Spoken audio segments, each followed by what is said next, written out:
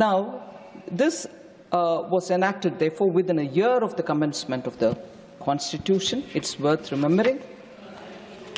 In fact, on the issues related to the amendment, or which triggered the amendment itself, which is the freedom of speech and expression, the amendment added 3 more heads to Article 19(2), saying public order could be a cause to restrict freedom of speech, friendly relations with foreign states could be a cause to restrict freedom of speech, or incitement to an offence could also be a cause. These were the amendments brought in the first constitutional amendment. Sir, the Supreme Court of India, even in 1950, 1 year before this amendment, had passed 2 landmark judgments that paved the way for freedom of press under Article 19(1)(a).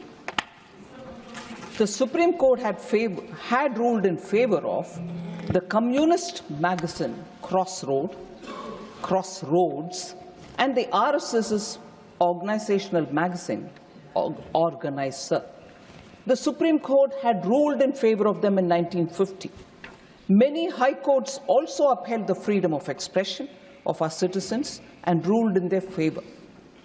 But in response, the interim government thought that there was a need for a first constitutional amendment, and that was brought in by the INC, and it was essentially to curb the freedom. So India, a democratic country, which prides itself even today about freedom of expression, saw the first interim government coming up with a constitutional amendment which was to curb the freedom of speech of Indians.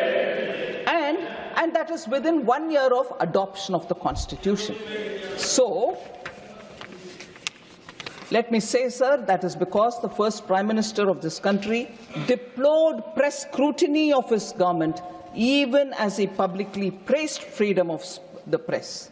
There was no doubt about it. And he had scrutinized the amending bill himself before approving its introduction in the Parliament. In the Parliament, sir, it didn't go through smoothly at all. The voices which spoke about it, and I will also refer some of the observations made by eminent members, vehemently who opposed it. Sri Shyama Prasad Mukherjee said, you can pass a law, I'm quoting, sir, you can pass a law and say that the entire task of framing, interpreting, and working the Constitution will be left in the hands of Pandit Jawaharlal Nehru, assisted by such people whom he may desire to consult. I would think it was a snide remark, saying, oh, you do it all yourself with the people who you choose to have, and not with the approval of the Parliament.